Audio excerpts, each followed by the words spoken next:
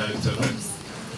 ይህን ኢቨንት ከዚህ በፊት ኢቨንት ኦርጋናይዘሮች ነን። የተለያዩ ኢቨንቶችን እንሰራለን።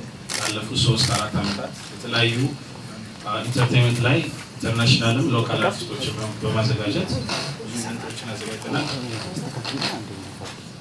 አሁን በነገው ዕለት ፕሮቶጄ ከኢንዲግኔሽን ባንድ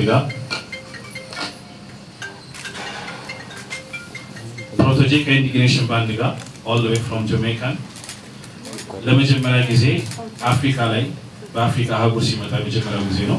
እሱን አምጥተናል። ከዚህ በፊት የዛሬ ዓመት ክሮኔክስን ከዛ በፊትም እንዲሁም ኦርጋናይዝ ዲሎችን አምጥተናል።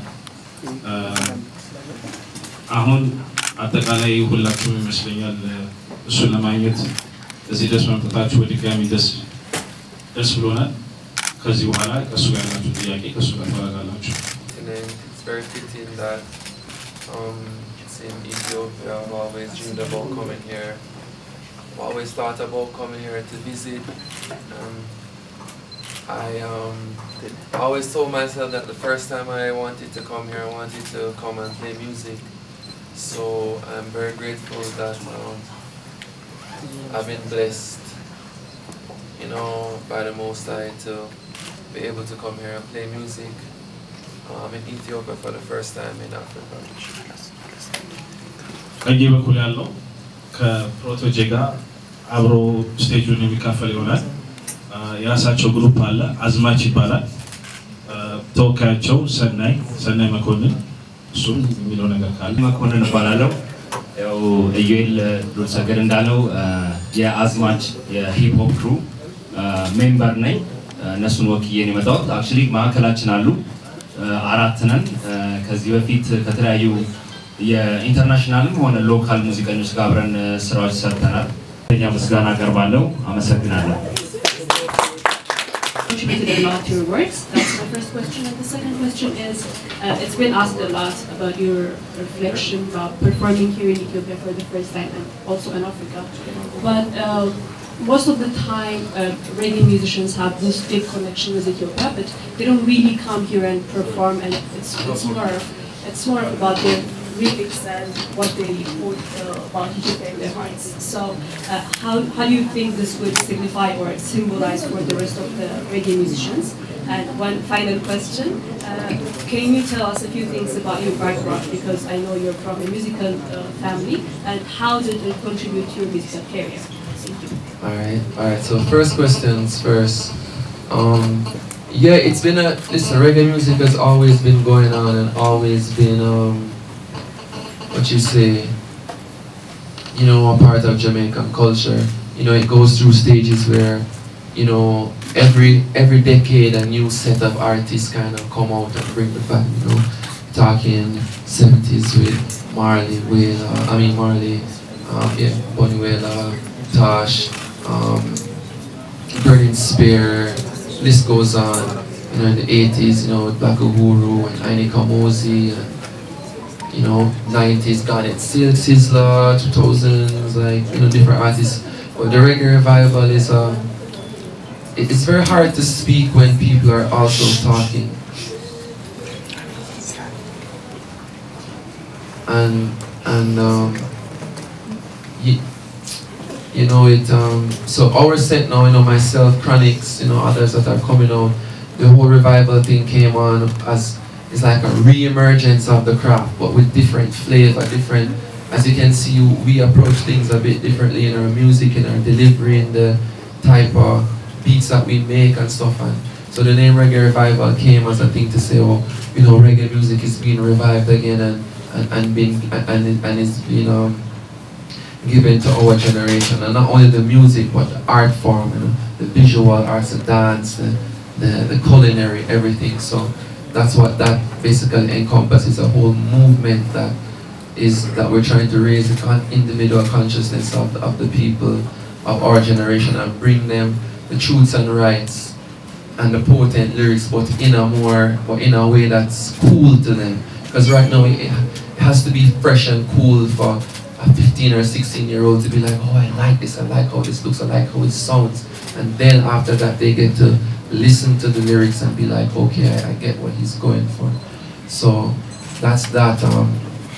Secondly, a lot of people always say, oh, you never come here to perform, you never do this, or, you know, you guys, I get so much, I don't want to call it, like, negative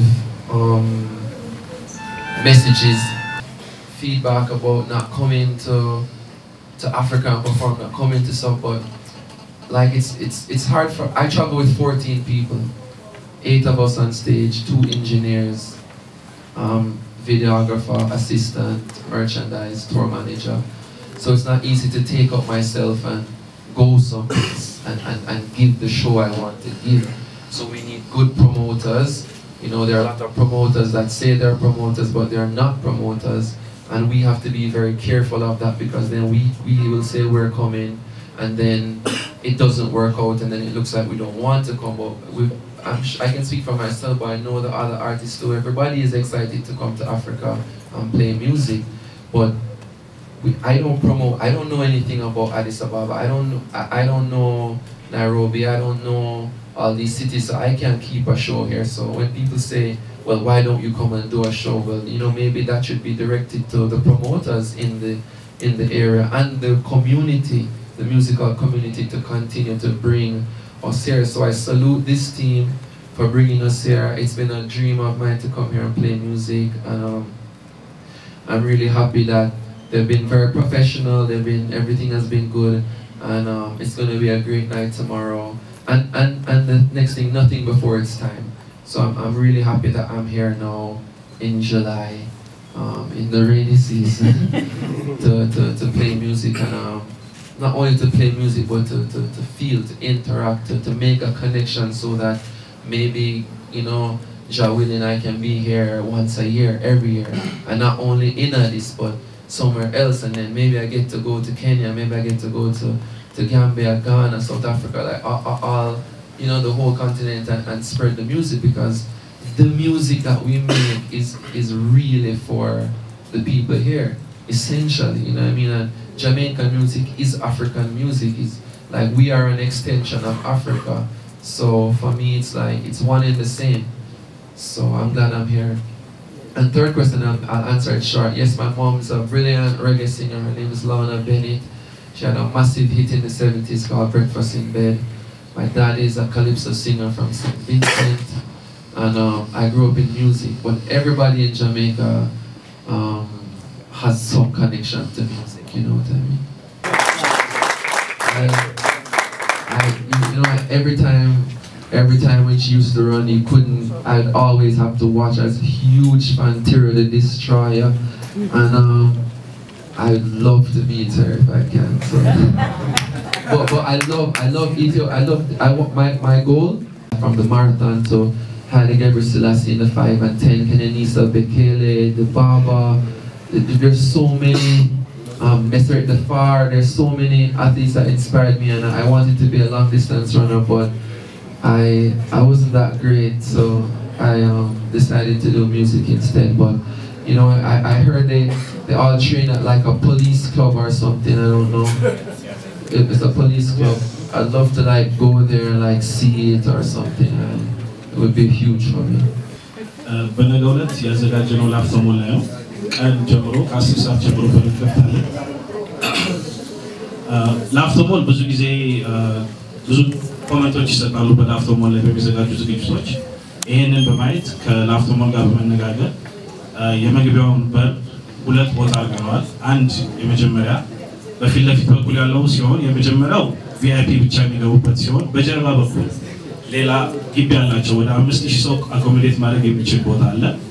ያንን ሬጉላር እና ኢንቪቴሽን ያዙትን እንግዶቻችንን እንቀበልበት ይሆናል።